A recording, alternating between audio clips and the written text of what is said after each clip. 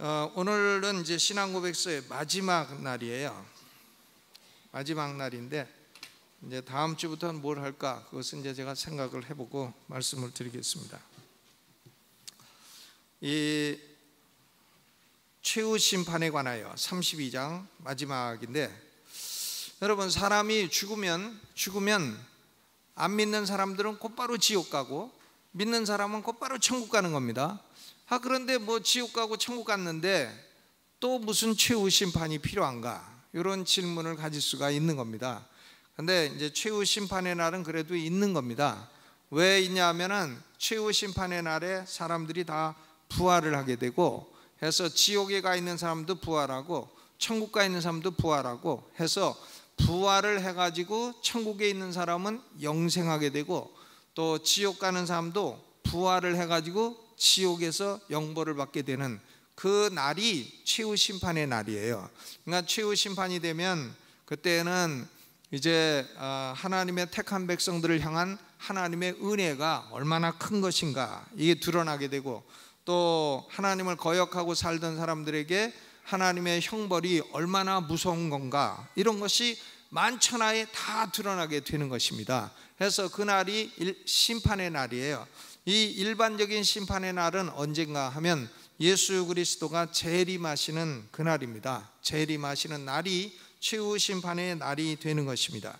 그런데 이 심판에 관해서 지금까지 우리 대한민국에 유행하던 그 신학은 믿는 자의 심판과 안 믿는 자의 심판이 천년의 간격이 있다, 이런 이론들이 많이 있었습니다. 그러나 성경은 단 한 구절도 믿는 자와 안 믿는 자의 천년 간격이 있다, 심판의 천년 동안 간격이 있다 하는 구절은 한 구절도 나오지 않습니다.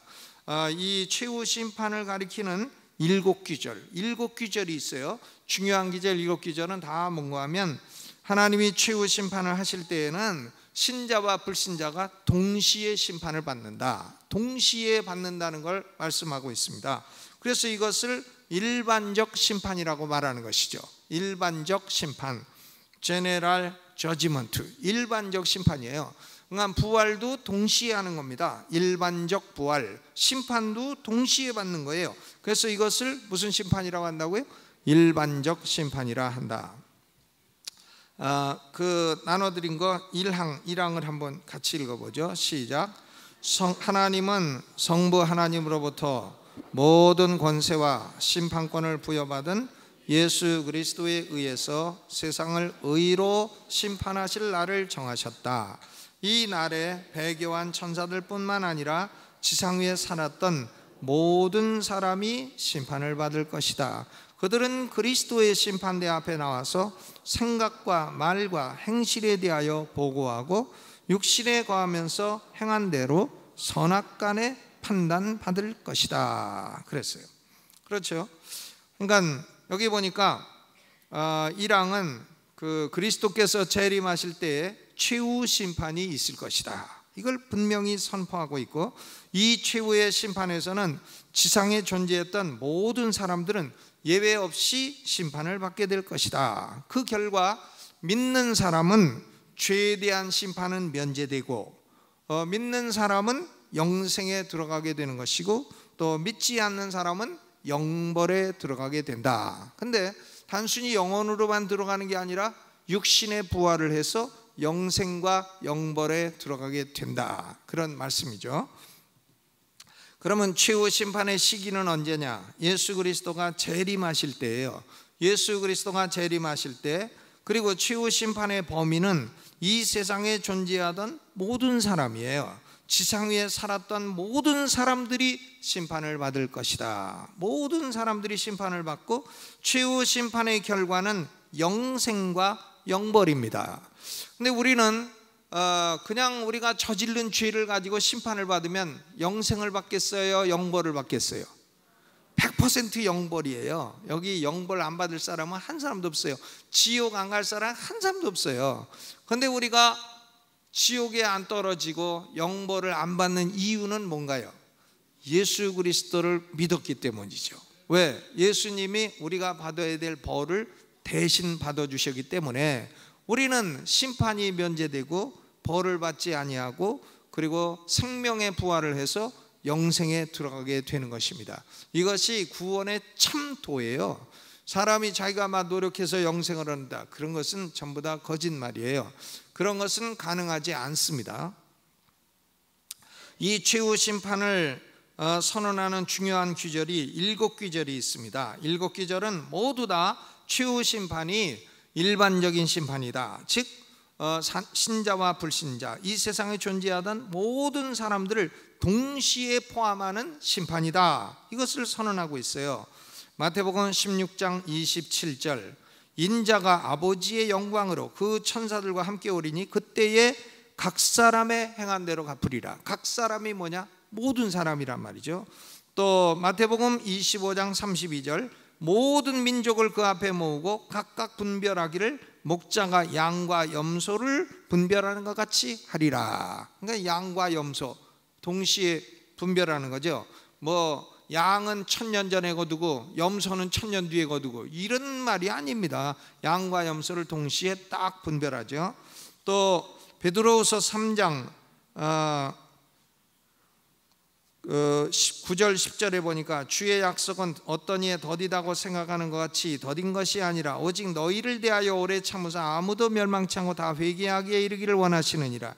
그러나 주의 날이 도적같이 오리니 그 날에는 하늘이 큰 소리로 떠나가고 체질이 뜨거운 불에 풀어지고 땅과 그 중에는 모든 일이 드러나리로다. 모든 일이 다 드러나리로다.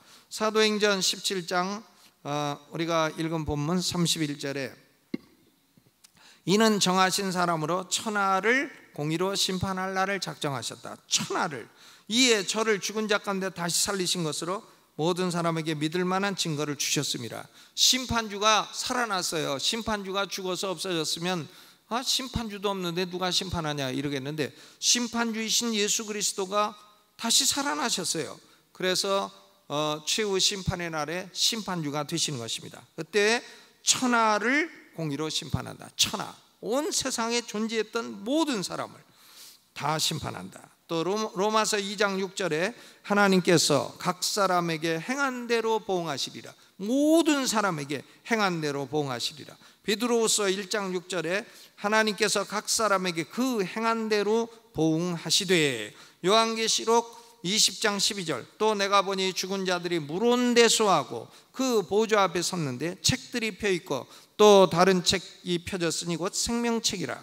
죽은 자들이 자기 행위를 따라 책들에 기록된 대로 심판을 받으니라 그랬습니다. 그러니까 7기절이 모두 다 믿는 자와 안 믿는 자의 심판에 무슨 천년의 간격이 있다 이런 것을 전혀 말하고 있지 않습니다. 그러니까 심판의 날이 되면 각 사람, 모든 사람이 다 심판을 받는데, 성도들은 상급을 위한 심판이고 불신자들은 영벌을 위한 심판이다 이거죠. 영생을 위한 심판이 있고 영벌을 위한 심판이 있고, 영생을 위한 심판은 뭘 하는 거냐? 그때 하나님이 상을 주시는 거죠. 상급의 심판인 것입니다. 여러분, 우리 성도들은 무슨 심판이 있어요? 상급 심판, 상급 심판이 있습니다. 그러니까 지금 살아있는 동안 잘해서 그때 상급을 많이 받으시기 바랍니다. 살아있는 동안 뭐 이렇게 요령껏 살면 그때 이제 상급이 개털모자 되는 거죠. 개털모자, 면류관을 써야 되는데 개털모자 쓰고, 그때에 팔보채를 드셔야 되는데 짜장면 배달 나가고 이러면 안 된다 이거죠. 여러분, 그러므로 최후 심판이 일반적 심판이란 진리는 다음과 같은 의미를 포함을 합니다. 20세기에 유행하던 소위 전천년주의 종말론은 일반적 심판을 가르치는 성서의 사상과 어긋나는 것입니다.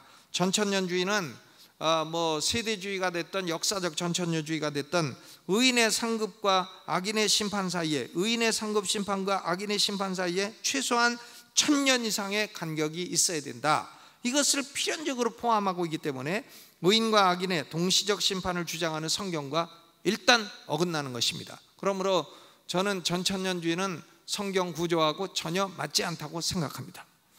그리고 두 번째 무슨 의미가 있는가 하면, 우리가 구원은 믿음으로 말미암아 받아요. 이신득의, 믿음으로 말미암아 의롭다함을 받습니다.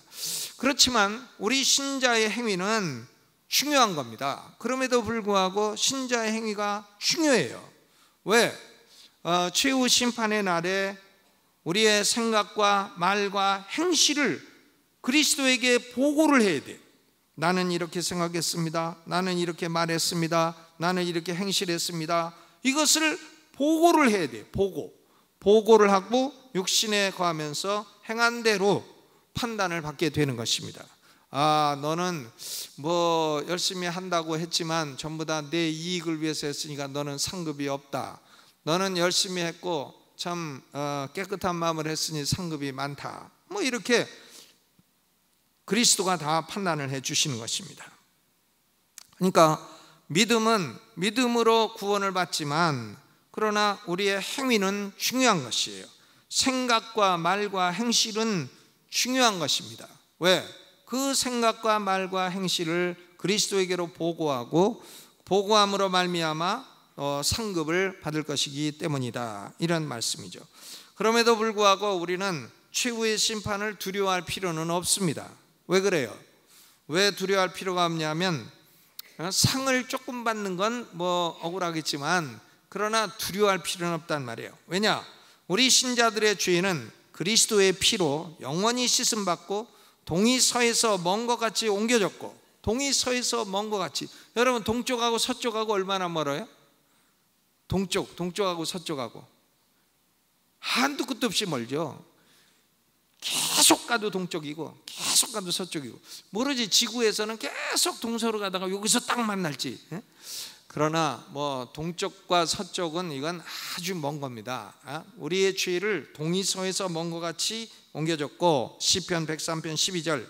그리고 우리의 죄는 바다 깊은 곳에 던져졌고, 바다 깊은 곳, 바다 중에 제일 깊은 데가 어디냐? 필리핀 근처에 있는 마리아나 해구 비티아스 해연, 거기 우리 죄가 던져졌다 이거야. 바다 깊은 곳에 찾을 수가 없어요. 아니 그 배가 이제 어느 정도 깊이 들어가면 그 찾기도 어렵다잖아요. 근데 가장 깊은 곳에 우리의 죄가 던져졌고, 또 우리의 허물이 도말되었어. 이사야 43장 25절. 빽빽한 구름이 사라짐같이 사라지게 되었으므로 하나님은 우리 신자들의 죄를 드러내지 않으십니다. 우리 신자들의 죄에 대해서는 심판합니까? 안 합니까? 안 한다 이거죠. 죄가 어떻게 됐어요? 면제되었다. 그러면 좋다. 아무렇게나 살자. 그러면 안 되죠. 왜? 상급이 아무것도 없게 되는 거죠. 상급 빵 이렇게 되면은 얼마나 부끄럽겠어요. 야, 너는 예수님이 목숨 버려 너를 구원해 주었는데 너는 예수님에서 한 게 빵이냐? 영이냐? 영? 그러면 그날 얼마나 부끄럽겠어요. 그러니까 이 최후 심판의 원리는 구원은 믿음으로 받아도 우리의 행위는 굉장히 중요하다는 걸 말씀을 하는 것입니다. 그러면 심판은 일반적 심판이라, 이게 아주 중요한 개념이에요. General Judgment. 그러면 이 최후 심판이라는 건 그 개념이 뭐냐? 2항 읽어봅니다. 2항. 이 모니터에 피치를 조금 올리세요. 2항 읽어보죠. 시작. 하나님이 이 날을 정하신 목적은 택자들의 영원한 구원을 통하여 자신의 자비의 영광됨을, 그리고 유기된 자들, 사악하고 불순종하는 자들의 영원한 저주를 통하여 자신의 정의로움을 드러내기 위한 것이다. 그때 의로운 자들은 영생에 들어가 주님이 계신 그곳에서 충만한 기쁨과 영광을 영원한 상급과 함께 받게 될 것이다. 그러나 사악한 자들, 즉 하나님을 알지 못하고 예수 그리스도의 복음에 순종하지 않는 자들은 영원한 고통 속에 던져지고 우리 주님의 임재로부터, 그리고 주의 권세의 영광으로부터 나오는 영원한 파멸로 처벌받게 될 것이다. 그랬어요. 이 최후 심판을 계획한 분은요, 하나님 아버지예요. 최후 심판은 정해진 한 날이 있어요. 여러 날 심판하는 게 아니에요. 정해진 한 날. 최후 심판의 대상은 의인과 악인을 포함한 모든 사람, 그리고 천사들도, 배교한 천사들, 타락한 천사, 귀신들이죠. 요 귀신들, 악신들, 악령들도 그때 같이 지옥에 떨어지게 됩니다. 그리고 최후 심판의 기준은 하나님이 절대적인 의로 심판을 하시는 것이고, 최후 심판의 심판자는 성부 하나님으로부터 모든 권세와 심판권을 부여받으신 예수님이 심판자예요. 예수님이 심판자입니다. 근데 사람들은 그리스도의 심판대 앞에 나와서 자신의 생각과 말과 행실에 대해서 다 보고하고 육신에 거하면서 행한 대로 선악간의 판단을 받게 되는데, 그러면 이미 죽은 사람, 불신자는 지옥에 가 있고 신자는 천국에 가 있는데 뭐하러 또 최후 심판 그런 걸 또 하냐? 아니 죽을 때 이미 다 심판받은 건데 왜 또 하냐? 최후 심판이 왜 또 필요하냐? 최후 심판의 목적이 뭐냐? 목적이 그거죠. 이 양이 이날을 정하신 목적은 뭐라 그랬어요?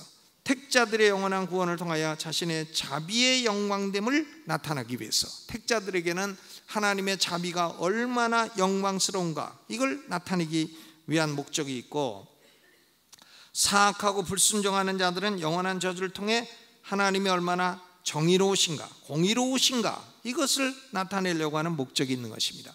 그러니까 지금 죽어서 사람이 천국 지옥 가도요, 하나님의 영광과 하나님의 공의가 그렇게 온 세계에 다 나타나 있는 게 아니에요. 사람들은 아직도 잘 몰라요. 사람들이 그냥 죽었구나 그냥 그렇게 생각하지, 저 사람 믿는 사람이라 하나님이 저 사람에게 자비를 많이 부어주셨구나, 이거 아직 안 나타나 있어요. 저 사람 안 믿더니 저 죽어가지고 지옥 떨어졌구나, 이게 아직 만천하에 나타나 있지 않습니다. 근데 최후 심판의 날이 딱 되면 그때는 믿는 자들은 다 생명의 부활을 해서 영생에 들어가고 천국의 영생 부활을 하게 되면서 하나님이 얼마나 우리에게 자비스러우셨는가, 이것이 나타나게 됩니다. 그리고 불택자들에게는 영원한 저주를 집행하심으로, 영원한 그 형벌을 집행하심으로 하나님의 공의로우심을 나타나게 하려는 그런 목적이 있는 것입니다. 다 하나님의 공의와 하나님의 자비가 공개적으로 만천하에 다 나타나게 돼요. 이것이 최후 심판의 목적인 것입니다. 이 두 가지 목적은 실현되는 것이죠. 택자들은 영생에 들어가 주님이 계신 곳에서 충만한 기쁨과 영광을 영원한 상급과 함께 받게 될 것입니다. 기쁨과 상급, 영광, 기쁨, 영광, 상급. 우리가 받을 건 뭐예요? 기쁨과 영광과 상급, 그런 것입니다. 그러나 사악하고 하나님을 알지 못하는 불택자들, 택함받지 못한 사람들, 또 택함받지 못한 천사들, 하나님을 반역한 천사들, 악령, 귀신들은 영원한 고통 속에 던져지고 주님의 권세와 영광으로부터 나오는 영원한 파멸로 처벌을 받게 된다. 영원한 처벌을 받게 된다. 여러분, 이것은 성경이 계속해서 증거하고 있는 진리인 것입니다. 사람들이 이걸 조롱을 해요. 조롱해요. 지옥 가면 친구 많다, 조롱하는데, 여러분, 지옥에서 친구가 어디 있어요? 돈 100만 원만 떼어먹어도 친구에다가 큰 원수가 되는 판국인데, 조금만 싸워도 친구고 뭐고 다 없어지는 원수가 되고 그러는 판국인데, 지옥 가갖고 다 서로 고통받고 혀끝에 물 한 방울도 못 죽이는 상황에서 친구가 어디 있습니까? 그런 쓸데없는 말은 농담으로도 하지 말아야 돼요. 그러니까 최후 심판의 목적은 한쪽에 하나님의 자비가 드러나고 한쪽에 하나님의 공의가 드러나는 것입니다. 하나님의 자비는 영생으로 나타나고 하나님의 공의는 영벌로 나타나게 되는 것입니다. Eternal punishment. 그러니까 지옥의 특징이 두 가지예요. 하나는 영원하다, 한번 들어가면 못 나온다 이거죠. 그 다음에 두 번째는 벌 받는 것이다. 벌을 받아. 상을 받아도 시원찮은데 벌을 받아. 영원히 벌 받는 것. 그러니까 그것이 영벌의 장소가 되는 것입니다. 사망을 읽어보죠. 사망. 근데 이 종말에 관한 진리에서 아주 확실한 것도 있고 확실치 않은 것도 있어요. 사망을 읽어봅니다. 시작. 그리스도께서는 모든 사람으로 하여금 죄를 단념하도록 하고 경건한 자들이 그 역경 중에 보다 큰 위안을 얻도록 하기 위하여 심판날이 올 것이라는 명확한 확신을 우리에게 주셨지만, 그 정확한 날짜를 사람들에게 알려주지 않으신다. 이것은 사람들이 모든 육적 보증을 갖지 못하도록 하고 주님이 오실 그 시간을 알지 못하기 때문에 언제나 경성하도록 하기 위한 것이다.